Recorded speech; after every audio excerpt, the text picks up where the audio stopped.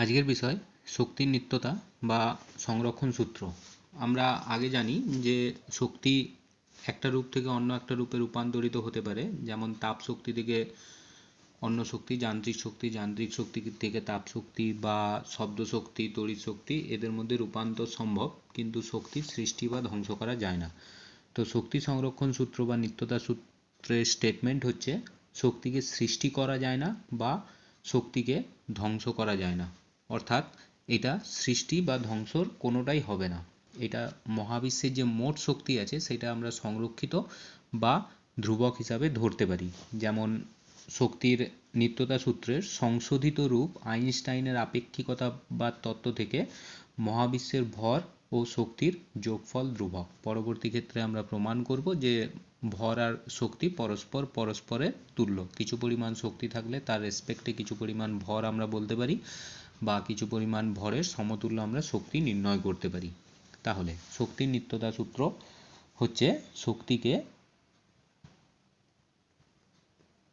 সৃষ্টি করা যায় না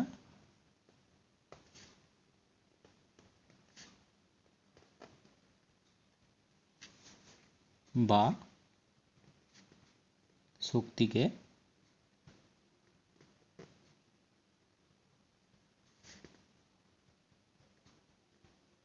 ধ্বংস করা যায় না। এটাই হচ্ছে শক্তির নিত্যতা সূত্র। তো প্রথম যেটা নেব সেটা হচ্ছে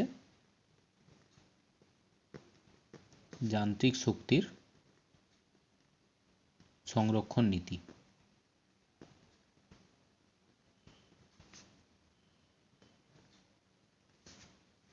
তো যান্ত্রিক শক্তির সংরক্ষণ নীতি বলতে আমরা বলতে পারি ঘর্ষণ বা অন্য কোনো অপচয়ী বলের ক্রিয়ায় যদি কোনো শক্তি অপচয় না ঘটে তবে কোনো বস্তুর স্থিতিশক্তি ও গতিশক্তির যোগফল সর্বদা ধ্রুবক থাকে, অর্থাৎ বস্তুটির মোট যান্ত্রিক শক্তি ধ্রুবক থাকে। তাহলে এটা যদি গাণিতিক রূপ আমরা নেই, ধরে নিচ্ছি ই সাফিক্স কে সমান হচ্ছে গতিশক্তি, কাইনেটিক এনার্জির জন্য সাফিক্সে আমরা কে দিচ্ছি, এবং ই সাফিক্স পি ইকুয়ালস টু লিখছি স্থিতিশক্তি। পোটেনশিয়াল এনার্জির জন্য এটাকে আমরা ই সাফিক্স পি ধরছি। তাহলে মোট শক্তিটাকে যদি ক্যাপিটাল ই ধরি, ই সমান যদি মোট শক্তি হয়, তাহলে কোনো অপচয়ী বল যেমন ঘর্ষণ জাতীয় বল যদি না থাকে, তাহলে আমরা এর গাণিতিক রূপ লিখতে পারবো মোট শক্তি ক্যাপিটাল ই সমান হবে ই কে গতিশক্তি প্লাস ইপি, এটার মোট মানটা হয়ে যাবে ধ্রুবক। এটাই হচ্ছে যান্ত্রিক শক্তির সংরক্ষণ নীতি। তাহলে এটা আমরা প্রমাণ করব দুটো আলাদা আলাদা কেসের জন্য। তো প্রথমটা হচ্ছে অভিকর্ষের প্রভাবে অবাধে পতনশীল বস্তু। তো প্রথমটা ক্যালকুলেশন হবে অভিকর্ষের প্রভাবে অবাধে পতনশীল বস্তু।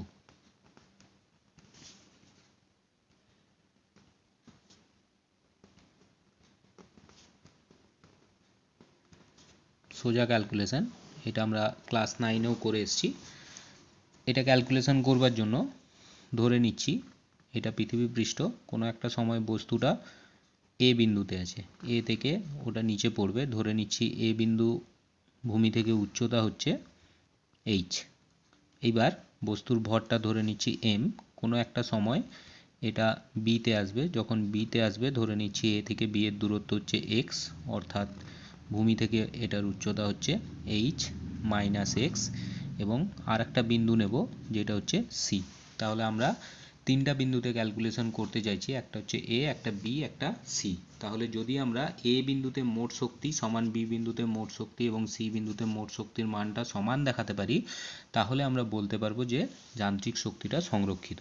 তাহলে প্রথম আমরা এ বিন্দুতে ক্যালকুলেশন করব। ধরে নিচ্ছি এখানে বস্তুর ভরটা এম আছে এবং এখানে প্রাথমিক বেগ ইউ সমান 0। তাহলে আমরা লিখতে পারি প্রাথমিক বেগ ইউ সমান 0 নিচ্ছি। তাহলে এ বিন্দুতে স্থিতিশক্তি ইপি ইকুয়ালস টু লিখতে পারি সিম্পল এমজিএইচ, এবং গতিশক্তি হয়ে যাবে ইকে ইকুয়ালস টু 0, কারণ ওখান থেকে বস্তুটা ছাড়া হচ্ছে, বেগটা 0। অতএব মোট শক্তি E equals to E K plus E P, আর আমরা লিখতে পারবো এটাকে m0 প্লাস mgh, और এখান থেকে লেখা যেতে পারে মোট শক্তি ক্যাপিটাল E সমান mgh। এইটা হচ্ছে এ বিন্দুতে মোট শক্তি। নেক্সট আমরা ক্যালকুলেশন করতে চাইছি বি বিন্দুতে। তাহলে বি বিন্দু মানে বস্তুটা এখান থেকে এখানে নেমে আসছে, এ সরণ অতিক্রম করছে x পরিমাণ। ধরে নিচ্ছি বি বিন্দুতে বেগটা যদি v1 হয়, তাহলে আমরা লিখতে পারবো বি বিন্দুতে গতিশক্তি ek equals to half M v1 square. এবার v1 এর মান নির্ণয় করব। নির্ণয় করবার জন্য আমাদের হাতে আছে প্রাথমিক বেগ সমান 0, অন্তিম বেগ সমান হয়ে যাচ্ছে v1, ত্বরণ সমান এখানে কাজ করবে অভিকর্ষীয় ত্বরণ g, এবং সরণ s সমান লিখতে পারি আমরা এক্ষেত্রে x। তাহলে এবার যদি আমরা পরের অংশে যাই, সমীকরণ নিতে পারি v স্কোয়ার সমান u square plus 2g into h। এই সূত্র অনুযায়ী এটা বসবে v1 স্কোয়ার সমান 0 প্লাস 2g ইন্টু এক্স, কারণ এক্ষেত্রে যেটা নেমেছে সেটা হচ্ছে x। তাহলে এক্ষেত্রে আমরা লিখতে পারবো v1 square equals to 2g into x. অতএব আমরা e কে ইকুয়ালস টু লিখতে পারি, এখানে ছিল হচ্ছে হাফ এম v1 স্কোয়ার, এটা হয়ে যাবে half M into 2g x, और আমরা লিখতে পারবো mg এক্স। নেক্সট আমরা স্থিতিশক্তিতে আসবো। স্থিতিশক্তি হয়ে যায় mg ইন্টু উচ্চতা, এক্ষেত্রে উচ্চতা দেখতে পাচ্ছি h মাইনাস এক্স, তাহলে এটা বসে যাবে h মাইনাস এক্স। অতএব মোট শক্তি E ইকুয়ালস টু গতিশক্তি প্লাস স্থিতিশক্তি। তাহলে গতিশক্তি আছে mg x plus mg into h minus x. তাহলে এটা সমাধান করলে পেয়ে যাব capital E equals to mg into h। তাহলে আমরা দেখতে পাচ্ছি বি বিন্দুতেও মোট শক্তিটা আছে mgh। তাহলে এতেও mgh আছে, বিতেও mgh আছে, মানে এ বিন্দু আর বি বিন্দুতে শক্তিটা সংরক্ষিত। নেক্সট আমরা ক্যালকুলেশন করব সি বিন্দুতে। তাহলে সি বিন্দুতে যদি আমরা এখানে ক্যালকুলেশন করি, ধরে নিচ্ছি সি বিন্দুতে ক্যালকুলেশন করছি, তাহলে সি বিন্দুতে স্থিতিশক্তি এটা ইপি ইকুয়ালস টু হয়ে যাবে, যেহেতু পুরোটা নেমে এসছে 0 হয়ে যাবে। গতিশক্তি যদি সি বিন্দুতে বেগটা v2 হয়, তাহলে আমরা লিখতে পারবো সি বিন্দুর গতিশক্তি E K equals to half M v2 square. এবার v2টা নির্ণয় করব। তাহলে পুরোটার জন্য ক্যালকুলেশন করলে প্রাথমিক বেগ ছিল 0, অন্তিম বেগ লিখছি v2, ত্বরণ a সমান হচ্ছে g, এবং যে পরিমাণ সরণ হয়েছে এর সমান আমরা লিখতে পারি h, কারণ উপর থেকে নিচ পর্যন্ত দূরত্বটা হচ্ছে h।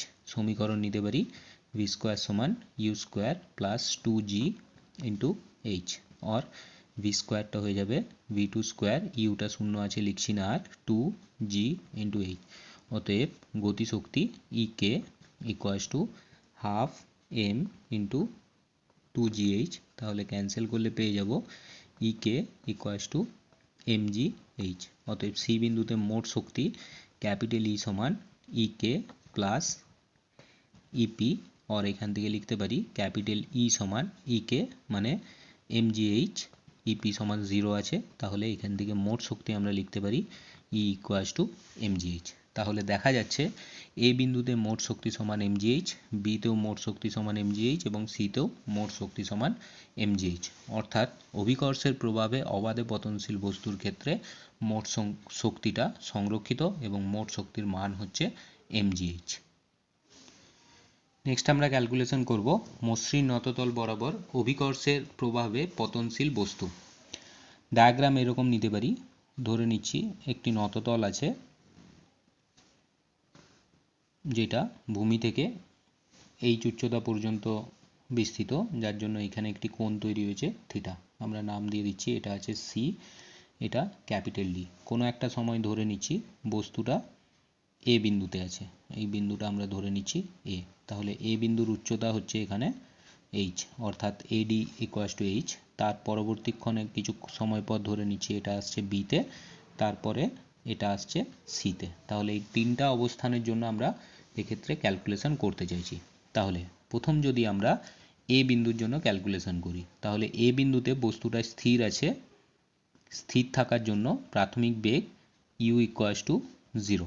তাহলে এক্ষেত্রে গতিশক্তি ইকে ইকুয়ালস টু 0 হয়ে যাবে, এবং স্থিতিশক্তি ইপি ইকুয়াস টু আমরা লিখতে পারি এমজি ইন্টু এইচ, ধরে নিচ্ছি বস্তুর ভরটা আছে এম। তাহলে মোট শক্তি হয়ে যাবে ই ইকুয়াস টু ইকে গতিশক্তি প্লাস স্থিতিশক্তি, অতএব মোট শক্তি ক্যাপিটাল ই ইকুয়াস টু হয়ে যাবে 0 প্লাস mgh, অর আমরা লিখতে পারবো ক্যাপিটাল ই সমান mgh।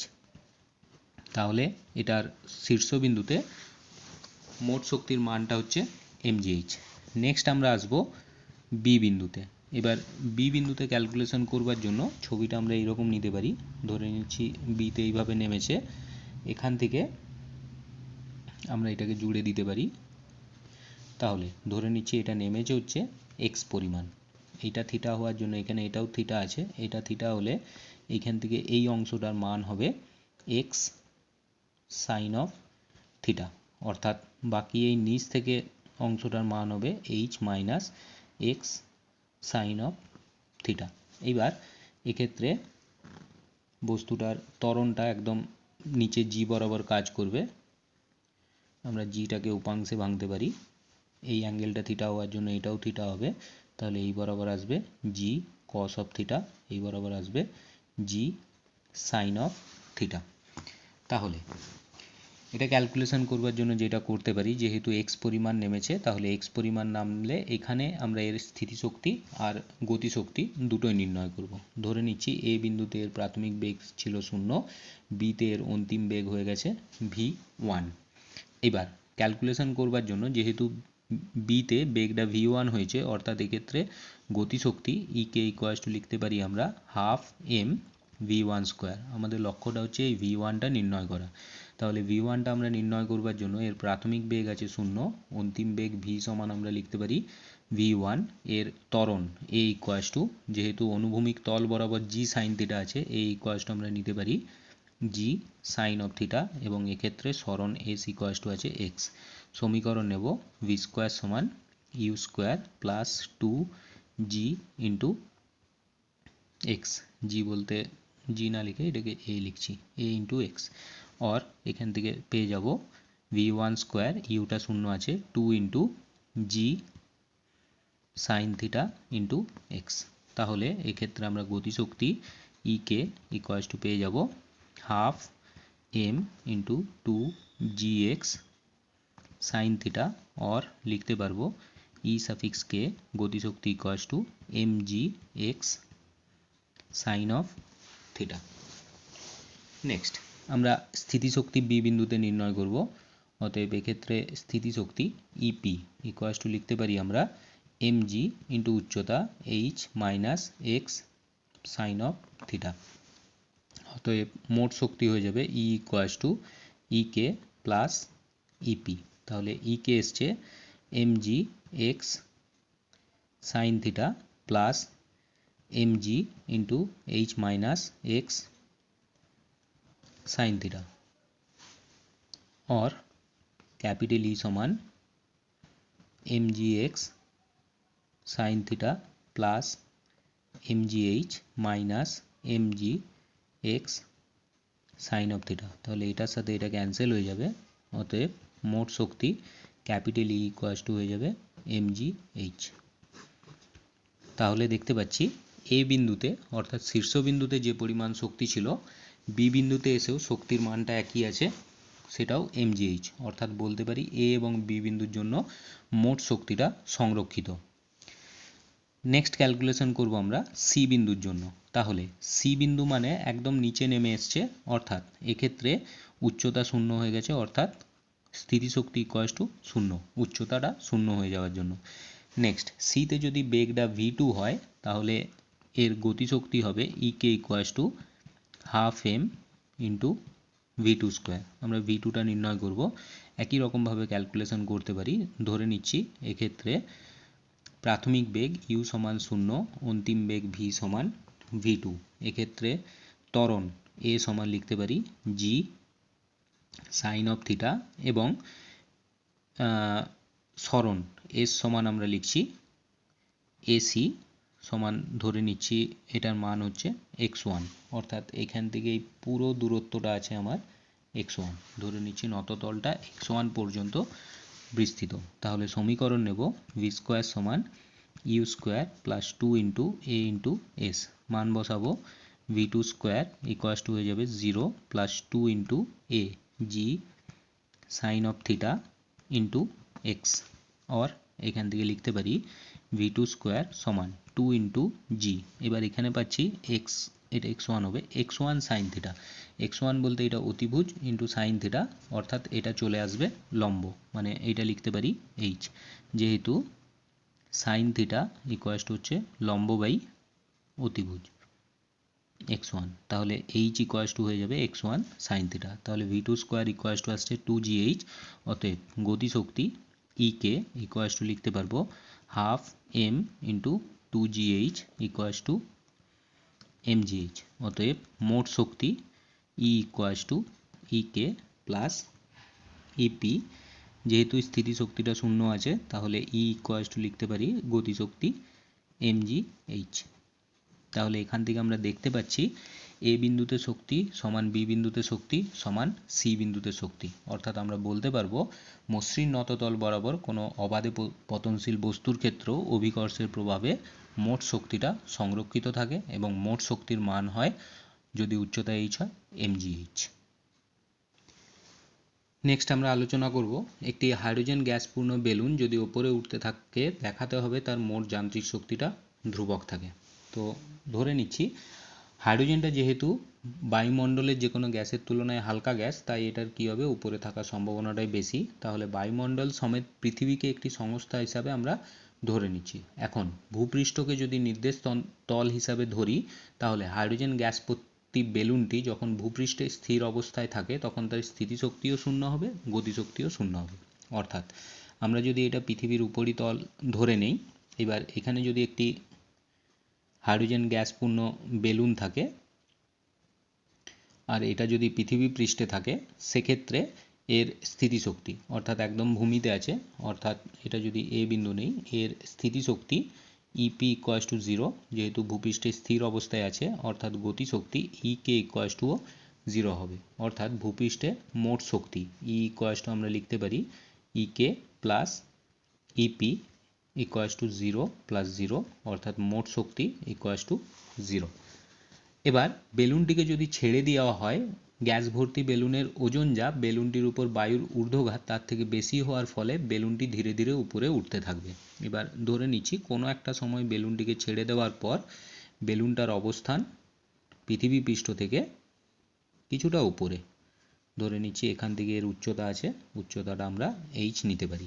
এবার বেলুনের ভরটা যদি এম হয়, যেহেতু বেলুনটা বায়ুমণ্ডলের তুলনায় হালকা হচ্ছে তাই ঊর্ধ্বমুখী একটি ঘাত প্রযুক্ত হবে, ধরে নিচ্ছি এক্ষেত্রে ঘাত বলটা হচ্ছে এফ, তাহলে আমরা লিখতে পারি বেলুনের ভর সমান এম এবং লব্ধি বল ঊর্ধ্বমুখী এফ, অর্থাৎ ত্বরণ হয়ে যাবে নিউটনের দ্বিতীয় গতিসূত্র অনুযায়ী এফ বাই এম।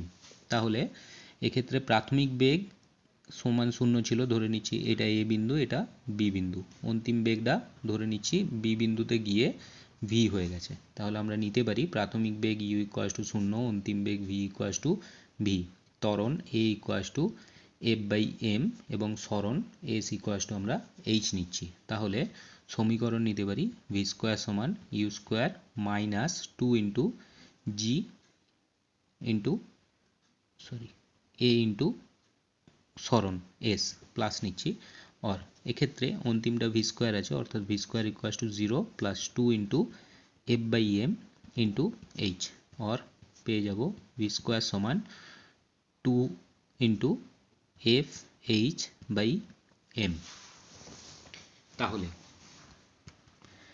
বি বিন্দুতে আমরা গতিশক্তি ই কে ইকুয়াস টু লিখতে পারবো, এটা বি বিন্দুর জন্য ক্যালকুলেশন করছি, E K equals to half M V স্কোয়ারের মান বসাবো, তাহলে এক্ষেত্রে ই কে ইকুয়াস টু হয়ে যাবে half M into 2 F H by M, और এখান থেকে লিখতে পারি E K equals to M M cancel হয়ে যাচ্ছে, 2 2 ক্যান্সেল হচ্ছে এফ ইন্টু এইচ, এটা 1 নম্বর সমীকরণ নিচ্ছি।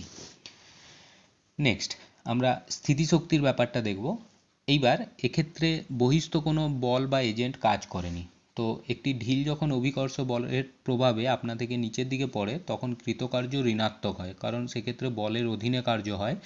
অনুরূপে বেলুনটি যখন গড় ঊর্ধ্বমুখী লব্ধি বল এফ এর প্রভাবে আপনা থেকে ওপরে ওঠে তখন কৃতকার্য হবে ঋণাত্মক, অর্থাৎ এক্ষেত্রেও বলের অধীনে কার্য হচ্ছে। লক্ষণীয়, বায়ুর ঊর্ধ্বঘাত এক্ষেত্রে কোনো বাহ্যিক এজেন্ট নয়, সেটা বহিস্থ কোনো প্রযুক্ত বলও নয়। সুতরাং এইচ উচ্চতায় উঠলে আমরা কৃতকার্য নিতে পারি। তাহলে এই বেলুনটা কি হয়েছে, ভূপৃষ্ঠ এ বিন্দু থেকে এইচ উচ্চতায় উঠেছে, এর নিজস্ব বল, বহিস্থ কোনো বল নয়, নিজস্ব যে ঊর্ধ্বঘাত এফ কাজ করছিল তার জন্য এটা উপরে উঠেছে, অর্থাৎ এক্ষেত্রে আমরা নিতে পারি কৃতকার্য, যেহেতু বলের অধীনে কার্য তাই এটাকে নিতে পারি প্রযুক্ত বল ইন্টু সরণ। আগে একটি মাইনাস সাইন নেব ঋণাত্মক কৃতকার্যের জন্য। তাহলে এখান থেকে বলতে পারি যেহেতু বেলুনটির প্রাথমিক স্থিতিশক্তি শূন্য তাই এইচ উচ্চতায় স্থিতিশক্তি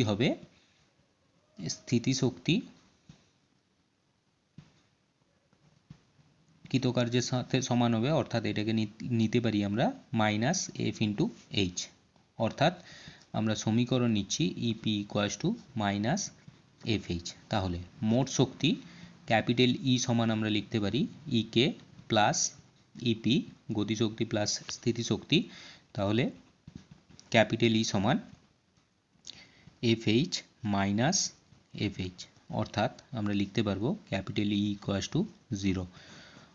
অর্থাৎ দেখতে পাচ্ছি যখন এটা ভূপৃষ্ঠে ছিল তখনও মোট শক্তিটা শূন্য, যখন এটা এইচ উচ্চতা পর্যন্ত উঠেছে তখনও এর মোট শক্তিটা শূন্য আছে। অর্থাৎ এখান থেকে আমরা বলতে পারি হাইড্রোজেন গ্যাসপূর্ণ বেলুন যখন নিজস্ব বলের জন্য, অর্থাৎ প্লবতা বল বলতে পারি বা ঊর্ধ্বমুখী যে ঘাত কাজ করে তার জন্য যখন উপরে ওঠে তখনও তার মোট শক্তিটা সংরক্ষিত থাকে। ভূপৃষ্ঠেও শূন্য, এ উচ্চতা যখন বি উচ্চতায় আসছে মানে বি বিন্দুতে আসছে তখনও ওটা শূন্য হচ্ছে। তো এখান থেকে আমরা বলতে পারি যে যান্ত্রিক শক্তিটা সংরক্ষিত। তাহলে যদি আমরা একটা এক্সাম্পল নিই, এক্সাম্পলটা এরকম ধরে নিচ্ছি একটি পাটাতন একটি স্প্রিংয়ের উপর বসানো আছে। এবার কোনো একটা বস্তুকে আমরা কি করছি, এক্ষেত্রে এইচ উচ্চতা থেকে ফেলে দিচ্ছি, ধরে নিচ্ছি বস্তুটা যার ভর আছে এম, এইচ উচ্চতা থেকে ফেলে দিচ্ছি। ফেলে দেওয়ার ফলে কি হয়েছে, স্প্রিংটা কিছুটা পরিমাণ সংকুচিত হয়েছে। এখন পাটাতনের অবস্থান হচ্ছে এই টাইপের, ধরে নিচ্ছি তখন এইখানে বস্তুটা চলে এসছে, বস্তুটা এ বিন্দু থেকে বি বিন্দুতে নেমে এসছে, স্প্রিংটা ধরে নিচ্ছি সংকুচিত হচ্ছে এক্স পরিমাণ।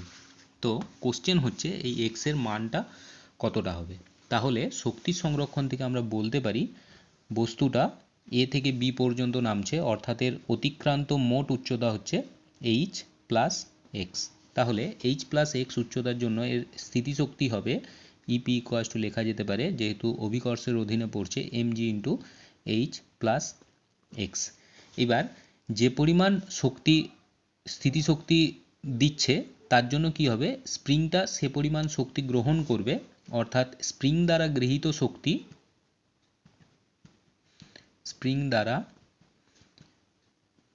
শক্তি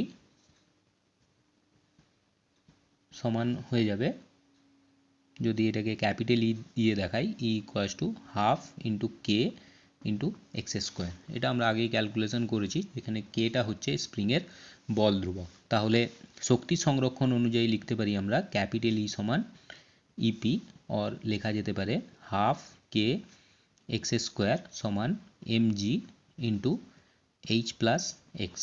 তাহলে এটাকে যদি সমাধান করি লিখতে পারবো কে এক্স স্কোয়ার সমান 2 mgh प्लस 2 mgx, और लिखते पारी K X square minus 2 mgx minus 2 mgh equals to 0। তাহলে দ্বিঘাত সমীকরণ আছে, আমার লক্ষ্য হচ্ছে এক্সটা বের করানো, অর্থাৎ স্প্রিংটা কতটা সংকুচিত হবে। তাহলে এখানে আমরা শ্রীধর আচার্য লাগাতে পারি, আমরা নিতে পারি X equals to minus B, অর্থাৎ হয়ে যাবে এটা মাইনাস বি আছে 2 mg plus minus root under B square minus 4ac, B square বলতে এটাই আসবে, 4 M square G square minus minus plus 8 M জি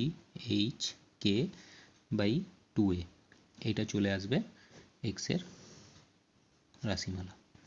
বা এটাকে সলিউশন করে আমরা কিছুটা সমাধানে লিখতে পারি, এক্স ইকুয়ালস টু উপর নিচে 2টা ক্যান্সেল করব, M G plus minus root under 4টা বের করে নিচ্ছি, M square G square plus 2 M G H K by এটা কে হবে বাই কে, এটা হয়ে যাবে স্প্রিংটা কতটা পরিমাণ সংকুচিত হবে তার রাশিমালা। এটা আমরা শক্তি সংরক্ষণ থেকে নির্ণয় করতে পারি।